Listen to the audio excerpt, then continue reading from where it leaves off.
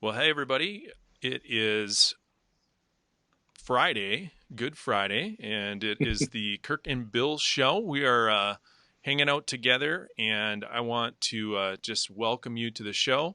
Hopefully, there'll be some folks joining us, and I see my first birthday wish from Shannon Donahue over at Valley Suites. Thank you, Shannon, for throwing that up. And it is a great day in Wisconsin. Bill, what have you been up to?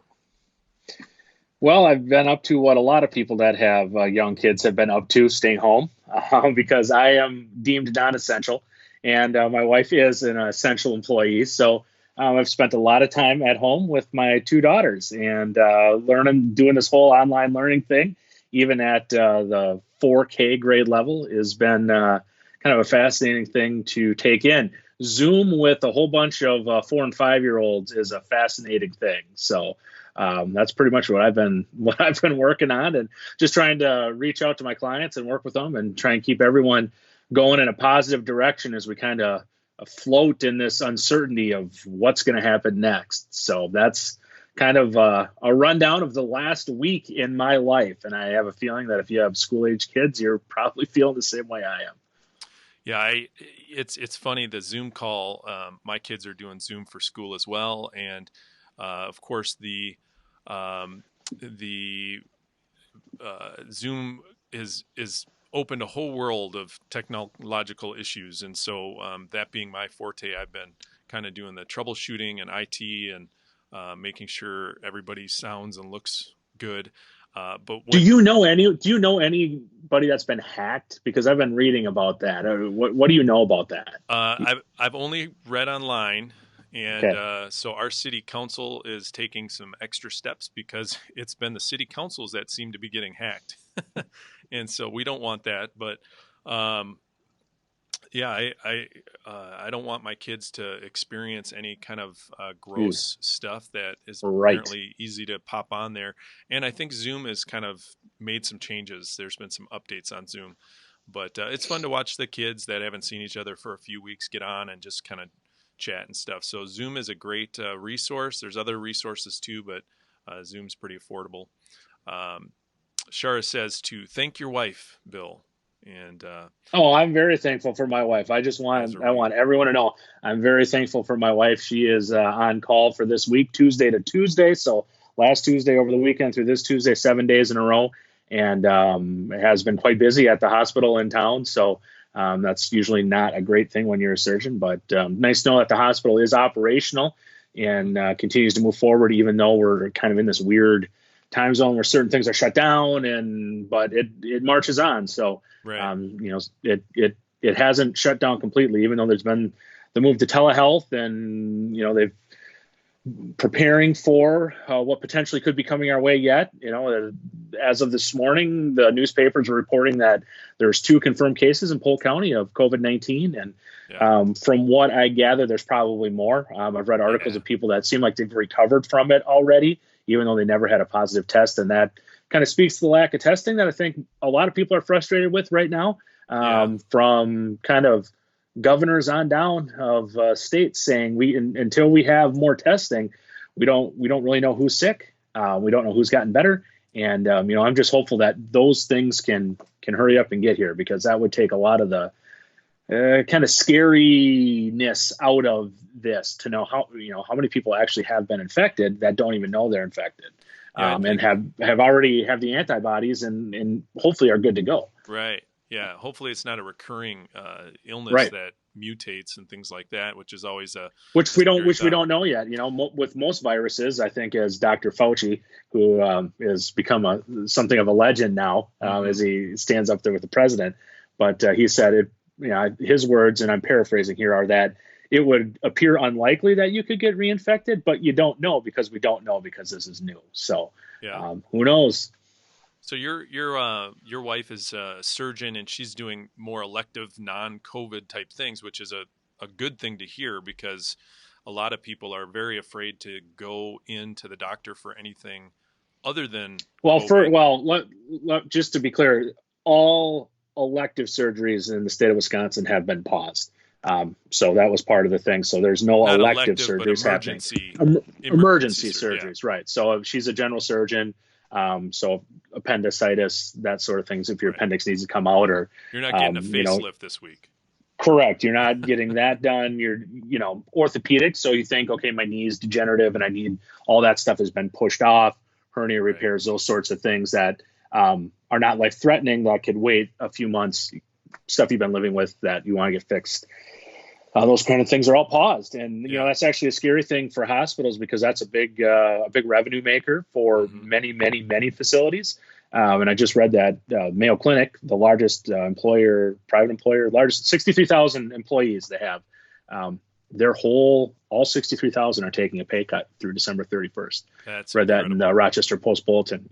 Some executives 20%, physicians 10%, everybody else 7%. So that tells you that everything is being affected by this. Everything.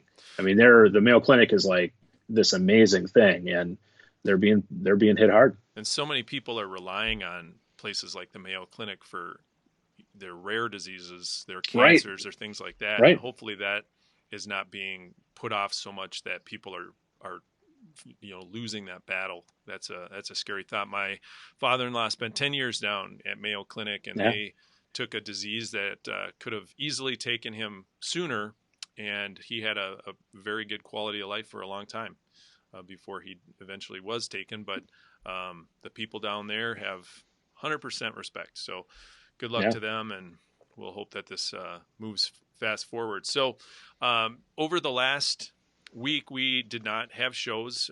It's been a busy week. You've had to deal with kids and clients and things like that.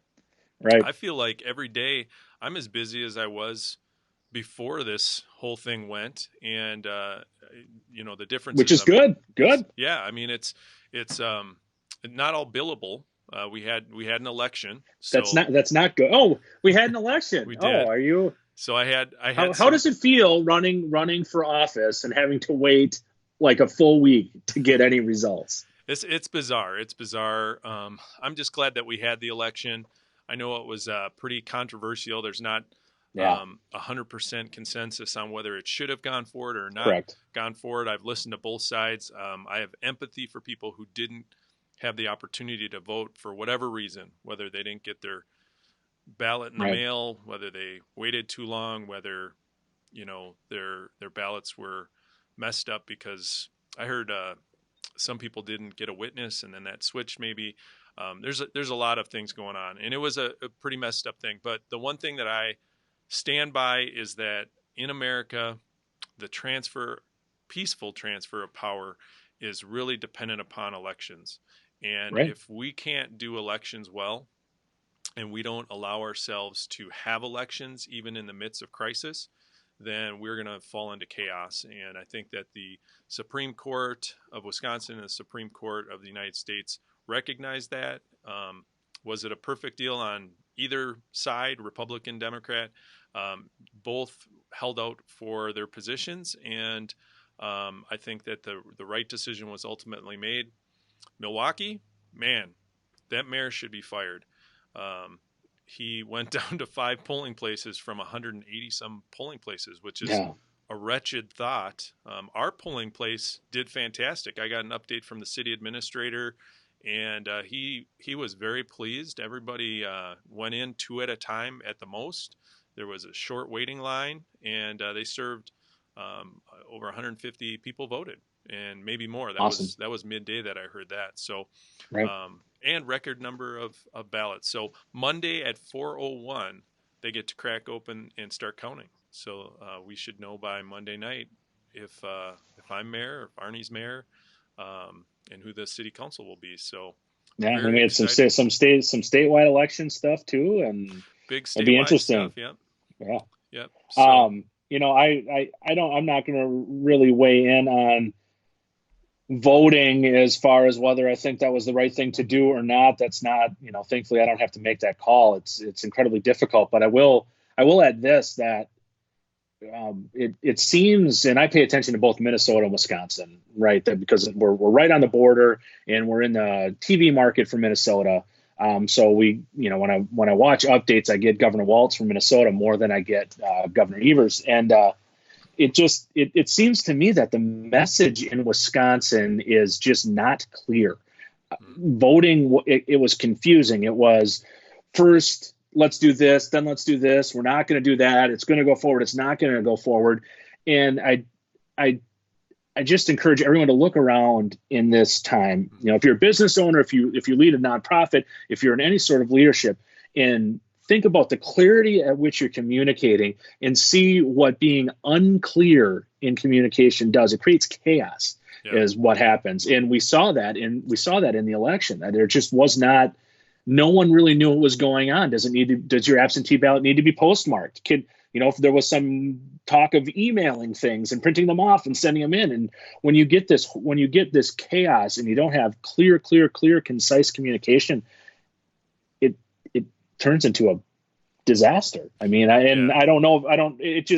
People are so confused. And when we're already, our stress levels are like here, right? I mean, we're already living with this thing, and, there's, are we safe? Are we physically safe?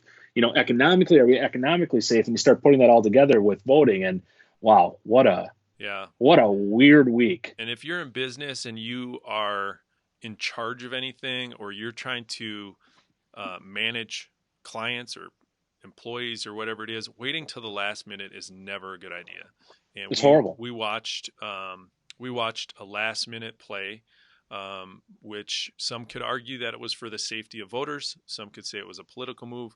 I'm just gonna say it's the best case scenario. It was for the health and safety of voters, but that's something that should have been discussed and figured out well in advance of Monday night. Once we knew that we had a safer at home order, immediately there should have been, both sides should have gotten together. The legislators, the governor, they should have got together and said, how are we going to handle this?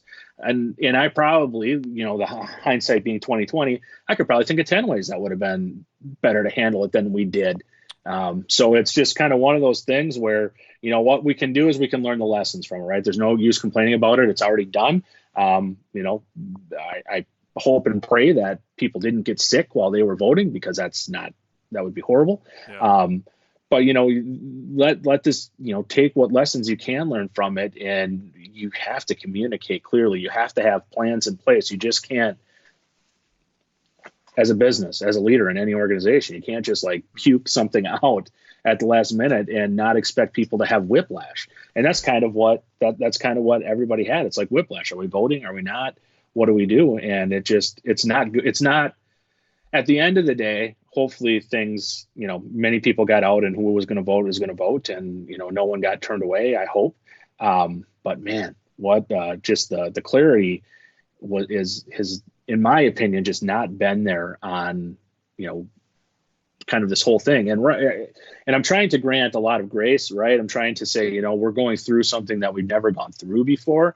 Right. So even as leaders, it's, you're not making it up as you go, but you kind of are too, because there's no playbook that says, how do we handle this? Mm-hmm.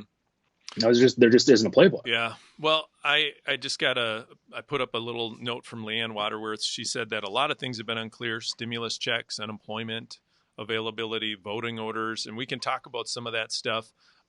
From a business standpoint, if you're trying to apply for that SBA loan, you're in with a lot of people that are trying to go for the same amount of money, the same pool of money. And right. The banks are overwhelmed. The SBA site's up and down. It's on, right. It's off, and they're making updates and changes as they go. So before we jump into that, thank you, Leanne, for your comment. Before we jump into that, maybe we could talk a little bit about the SBA loan and just sure. see what updates you have on that. Right. Well, I have heard anecdotally that some people have applied and some money has been funded in the PPP loan. If you're applying directly through the SBA for the economic injury, does that EIDL loan? I have not heard that that is moving very fast. I've heard that most people have applied and haven't heard back. But if you go to your local bank and you have applied for the PPP and they've walked you through that and you've sent in the application, they actually are going to be turning around that money theoretically relatively quickly. I actually am contemplating going through that process myself for my business. So I looked at all the paperwork and have it in front of me, and it's not super complicated to I go heard through. someone So say again, like a 15-minute application. It very yep, simple. Um, yep, so for businesses like yours and mine and others, we don't have employees necessarily. I have a contract employee that does some work for me, right. 1099. Um, how does that PPP loan work for someone like us that are truly a small business? What can it be used for? Can you take some money but not all the money? How do you know if it's going to be paid back? I mean, there's a lot of uncertainty when you start saying, "Oh, Right. I want to take $10,000, but I Correct. don't want to pay. I don't want to be stuck with that because you can spend $10,000 fast. It doesn't mean you can pay it back fast, and it can be pretty painful to go into debt for your business." Well, I can answer that question two ways. One, I'm an S corp, so I am a W-2 employee. Right. So Yeah. it was easy for me to run that because I have a payroll service that I pay. So I just ran what was actually in there. What I did for last year, and you have to have your federal 941 form. That all goes through, and that goes pretty well. That's pretty easy to point out. You're going to have to dig out your records, and it's going to be a little different for what you have to file. According to the application, it appears that payroll it can be paid for, it can be used for and forgiven. Also potentially rent or interest on a mortgage. So if you pay rent, you pay rent for your office, I pay rent for my office. It appeared though as though that could be included in those funds, and you have to use them in an 8-week period. So couple criteria. So you get essentially 2.5 times 1 month's payroll. Mm-hmm. That's the magic number. So $10,000 in payroll is your average a month. You can get $25,000. You have to use that $25,000 in the 8-week period, no later than June. You have to start no later than June.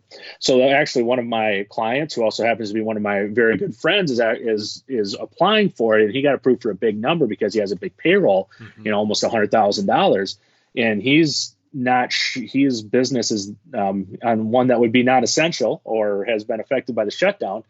He's actually wondering if he should take the money or not, because he's not certain that he just going to hire people back and pay them for 2 months and then that money's gone and is forgiven. It just kind of Right. is weird. It's Yeah. kind of this weird thought, since we don't know when we're going to start. So if your business is shut down and you have people laid off already, you have to bring them back in order to get the money forgiven. And I think you want to, I mean, there's two different philosophies, right? I mean, as a boss or as a human, we want to help families. Nobody wants to lay off employees Right. because of a downturn. And we want to provide for people, and it feels good to be that generous guy. But then on the other hand, there's fiscal responsibility. Do we want to take a bunch of money that truly is going to, I mean, it's just debt that we're adding on to the end of our something. I mean, we're going to pay it in taxes, or someone's Yeah, paying this. your great grandkids will pay it off. Yeah. And who owns that debt? So the big question Every is, American does. It's America, it's federal debt. and who owns all that debt? Right now China owns quite a bit of our debt. And so it's a scary thought to think that we're just going to, Right. borrow more money from a foreign government that is, going to borrow us the money, but we're going to owe them for the rest of our lives. They own a lot of areas in America. They've purchased land and everything else. So we're losing Right. our sovereignty to some degree, and that's a little concerning too. But I don't want to put my kids any further into debt, and I don't know if that's even out of if that's something that can be changed at this point. We're kind of pretty deep into it. What's the national debt right now? how many I think trillion I is just that? read at 20. the end of we either just crossed 24 or we're going to be 24 at the end of the year. I just read an article Yeah, about I it. mean So that's a that's big a number. number. I was playing with the kids today with the calculator, and they're adding zeros and saying, "Dad, what's next? What's next?" And we got to the trillions, and they said, "What's after It's a that?" lot And of I go, zeros. "I don't know. What we might find out." I mean, Yeah. it's a little scary, but for a municipality, it feels to people that municipalities just have money, and the reality is we don't just have money. I Yeah, mean, at you're some capped point, at what comes in. I mean, it you're is. capped at your the mill rate and the taxes and whatever might be kicked back from either the state or Yep. federal programs like this. That's it. So You if don't get to print you don't get to print money. no, what we do is we raise taxes, and Right. that's another thing that nobody wants to hear, and we don't want to put that out there. I mean, I ran my campaign on lowering taxes, not raising taxes, but if we don't get this economy stimulated and moving Right. forward, the city only has so much money that it can output before it needs to borrow money to sustain. And there are programs and grants and things like that that the city can go after for Right. COVID damages and things like that. Now, I wish I was Wimbledon, Right. because if you take an insurance policy out on a pandemic for, what do they pay, $2 million a year for the last however many years since SARS, Yeah. and they just jackpotted $141 million on a payout. So how would you like to be that insurance company? That tells you what the likelihood of a pandemic is not very good Yeah, because or the fact that Wimbledon would actually get shut down. But you're there. We're going to look back and you're going to see just the numbers in this time frame are astounding. We're throwing around trillion like it's just, oh yeah, throw another trillion on. It's right. just absolutely again absolutely fascinating. And not to bore people with numbers, but 17 million people file for unemployment claims in the United States. That It's just Yeah, that is it's an mind-boggling. absolutely astounding, mind-boggling number, Yeah, and it's hard to wrap your head around, and it's scary because there is repercussions that happen from that. yeah, You look at um, states only have so much money in those pools, and yeah, the feds are going to back them up to make sure that unemployment insurance gets paid out, and people are made as whole as they can be. But my goodness, it yeah, is absolutely crazy. yeah. No, the idea of that many millions of people filing for unemployment. I mean, this is beyond 2008. This is beyond, Oh yeah, yeah, beyond the Great Depression. People are talking about a Great Depression, and so our businesses and your businesses, talking to right, you out there, we need to pivot. We need to right, realign ourselves and adjust to what's happening so that we're viable and valuable, as a service or information or whatever it is, so that we can move forward into the future. right. The SBA loan may be some stopgap to keep you moving, but all of us need to evaluate, what are we doing? And I'll go back to the Dave Ramsey thing. Right now, you might need to be delivering pizza, just to stay afloat, so that you can, not take a payroll A from lot your of people are business. buying pizza too, so I'm There pretty are. sure. I don't know about you, but I'm getting sick of cooking at my house. I mean, you don't know, you don't know what you got till it's gone. That's kind of what they say. But man, Right. I miss our local restaurants. Yeah. I miss being able to just go and sit down and have someone else cook for me. I mean, it's even when you have to bring it home, like we're doing carry out a fair bit to try and keep some money in the restaurants, but it's just not the same. Yeah. Jeff Virchow, a friend of mine on the city council, says trillions, quadrillions, quintillions, sextillions, septillions. Hopefully, we never have to get to any of those numbers. Trillions is scary enough for me. I agree with you, Jeff. Thank you for that comment. Yeah, the idea of cooking at home is, my wife loves to cook, and she's a great cook, and we are starting to go through and see some of the same recipes. But the problem is we have 5 kids, and we have some big teenage eaters, and we don't want to go to Walmart or Marketplace to go shop.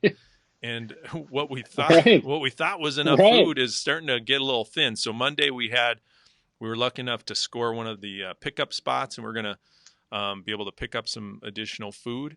So that's really good.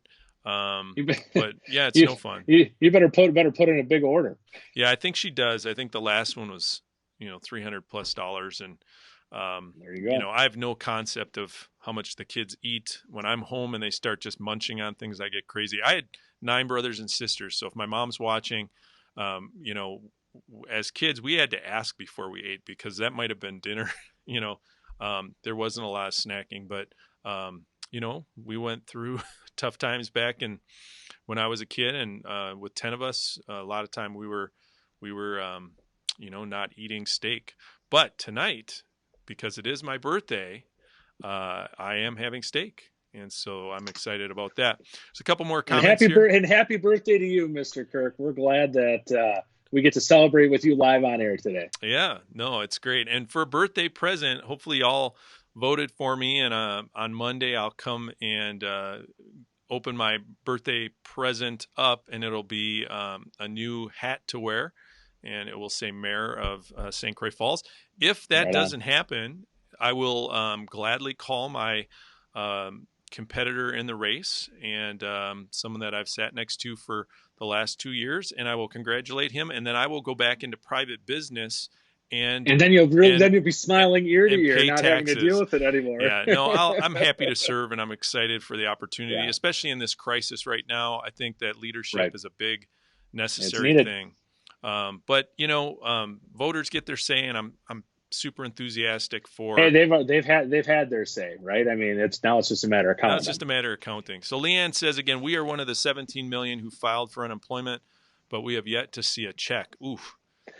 I don't want to pound. I'm going to pound Wisconsin again and compare it to Minnesota because Minnesota has it squared away. The state of Minnesota is already, not only did they get their unemployment figured out, they're already doing the additional $600 that the feds are adding to the unemployment rolls. Yeah. So they're one of just a handful of states that figured out how to do that.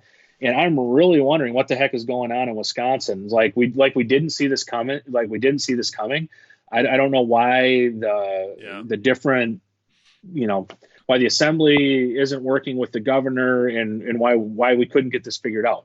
It's like we tell everyone to sit home. You're a restaurant. You're shut down. You're not essential. There's going to be hundreds of thousands of people in Wisconsin that are filing for unemployment. And I mean, it's really, again, it's disappointing. I don't know if I have friends that are in the Assembly and Senate, so it might be worth the conversation with them to even bring them on the show and just ask them what, from a legislative standpoint, they're doing to move this forward. Because right now, does it need legislative? Does it need approval from the legislature or the Assembly? What? It seems like the governor has a lot of power to just kind of wave that magic wand, right, and kind of get it done. That's what happened in Minnesota. Mm-hmm. Like it was like done. Right. So I'm wondering if it's this is getting way into the weeds, but I'm wondering if it's a thing where the governor doesn't have the power to do it, or is it the Assembly that whatever? Let's just get it done. The damage is done, and if you're sitting out there and you've been laid off. No fault of your own, no fault of your business. You've been told you're not essential. You sure as heck should be getting, the unemployment benefits. Right. I mean, it just that doesn't, not that the world is fair. I believe that it is, but that just doesn't sit well with me. Well, Leanne said that maybe she should deliver pizzas, and we hope that you don't have to. Let's hope and pray you get that. We have another comment from Adrian. I know this is a total guess. But would you say the probability of another loan grant program becoming available further down the line once they realize the PPP is totally inadequate, especially for hospitality industry? It's difficult to have a payroll when there is a statewide shelter-in-place effect. What do you think about that? So my thought would be that we're going to see at least one more round, if not more than one round, of in the range of $1 trillion stimulus adding in, because to be honest, the whole that the amount of contraction and the hole that's going to have to be filled in to stop everything from seizing up again is going to be in the additional trillions. So as far as aimed right at hospitality, I don't know about that, but I would say almost 100%. Either the PPP will be funded, I think $349 billion. I think that'll get funded essentially to $1 trillion, maybe more. I mean, they'll just keep throwing money at it as long as people are applying. And it kind of depends upon how long this thing goes on. Like if, some states are talking, a lot of states have said school is out for the year. We are not coming back. Some are talking about way into summer. You start getting into that situation and, well, there's no coming back from that. So the federal government is going to throw as much money as they can. And there's another program where the Federal Reserve is going to loan money directly. It's some sort of Main Street program that hasn't rolled out yet. So that's going to be available too. I mean, it's essentially, they're literally backing up all of the Brinks trucks in the world, dumping money out the back and saying, please take it.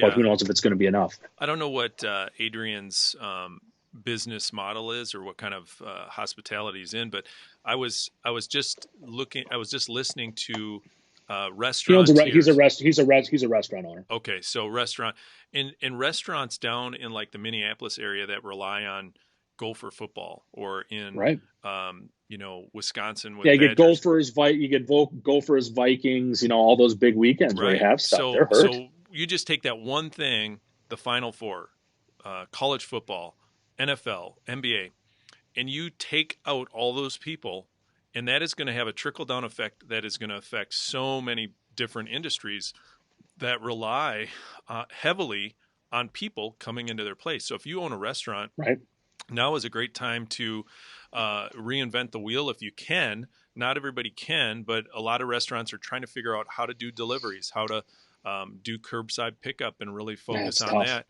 That hopefully will help you when this finally comes back online, but we don't know when that will be. If we still see climbing numbers in Wisconsin, the governor could very well pull it out longer like Minnesota did. They're into, I think, May 4th or something like that. May 4th, yep. So, we need to reinvent ourselves and really think through that, and hopefully we can get through it. But the apps that I've seen and used are super slick. The ability to go get coffee from Three Arrows or pick up, a burrito from Poco Loco is just ingenious. And places like Ace Hardware, where they will deliver to your house and go bend over backwards to make it work for them. I think that's a big model that people are going to have to adjust to. And some of our best ingenuity comes out of these crises. We've seen some really neat, technology and things come out because of this. And I hope that we see it long term. The other thing that we wanted to talk about was, let's see, I don't know if I can show this. Well, you pull that up. On our wall, there is a blue circle, and it talks about the fears that we have, the different fear zones. Let me see if I can share this. Sharing the screen. All right, you work on that, and I'll start going on it. Yeah, go ahead. So we posted it, and I sent this to Kirk, and I stole it from someone, so I don't know whose original work it is. If it was, I would cite it. I think it's public domain. No one was attached to it. It was just somewhere on Facebook. But, really the question was, where do you want to be during this COVID-19, the whole situation? Do you want to be in the fear zone? So the fear zone, and fear does strange things to people. It makes you hoard toilet paper. It makes you, it does. You would, no one would be hoarding toilet paper if that wasn't the case. But it's getting mad easily. It's, there it is. Thanks for getting it up. You forward messages, you complain, you can look at that. It's a very negative. Fear is negative. It zaps your energy. It makes your mind crazy, and it does not allow you to function properly.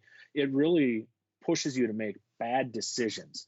You cannot make decisions based solely on fear And while that has to be a component, you also have to be, kind of rational about it. So if you want to get out of the fear zone, you look at the screen and it's on there. You can get into the learning zone, and that's giving up what you can't control, identifying your emotions, and evaluating information before you start spreading it. So you read something on Facebook or Twitter, it's real easy to just click, send, share, this is crazy, this is nuts. But being able to actually evaluate, look and go, is this normal? Is this real? Is this website reputable?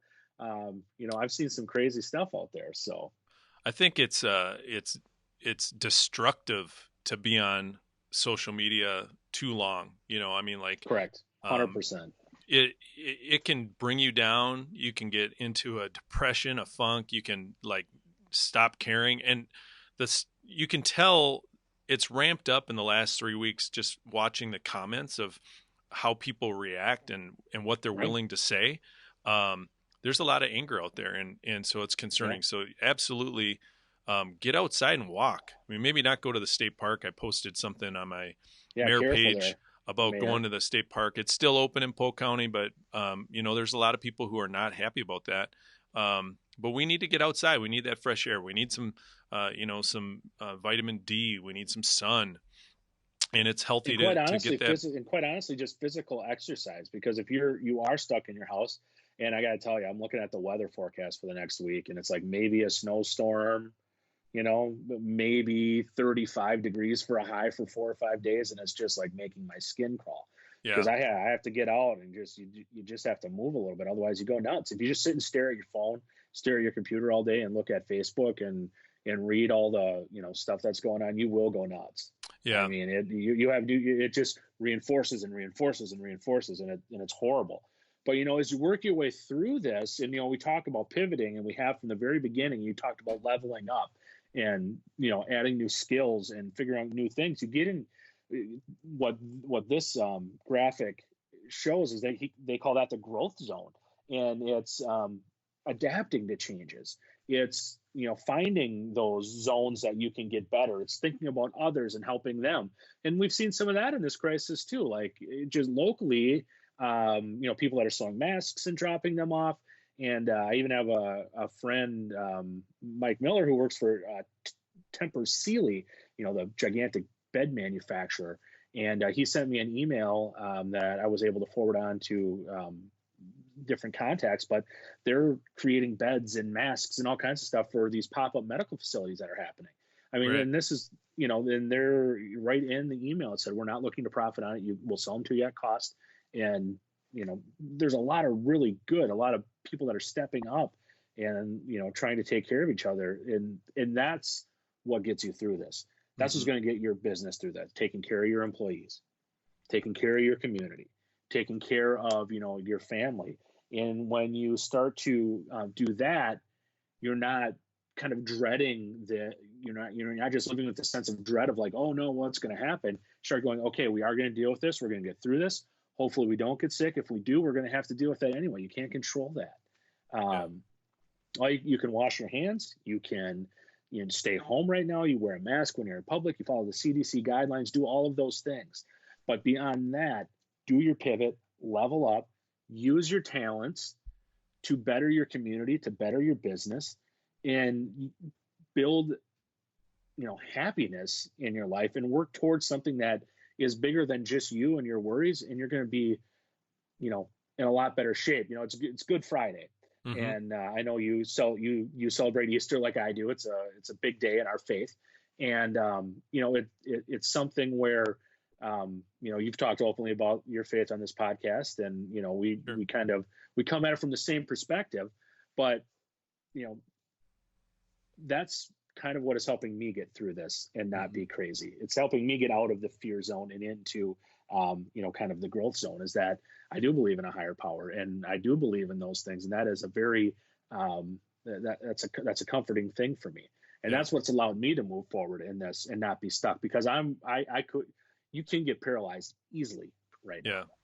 Well, I think, serving other people and putting others when there's a tragedy, It takes a little bit of time and effort, but Right. it keeps the energy that you have towards moving forward. And Right. if you sit and just thumb through Facebook and look at every negative comment, pretty soon you're not going to even want to get up. And so it's important if if you want to be healthy to get up and exercise and move around. If they are even saying that if you get COVID, laying in bed like you want to do, it can be really bad for you because of what it does to your lungs. You Right. need to get up and stay active as much as Right. possible so that you don't get your body doesn't get to the point where it stops fighting. You want it to fight. I love the growth zone because it focuses on other people. It Right. focuses on building your talents, sharpening the saw. The old Right. Stephen Covey principle of Hmm. chopping down a tree with a dull axe or cutting wood with a dull saw. If you sharpen your saw and um,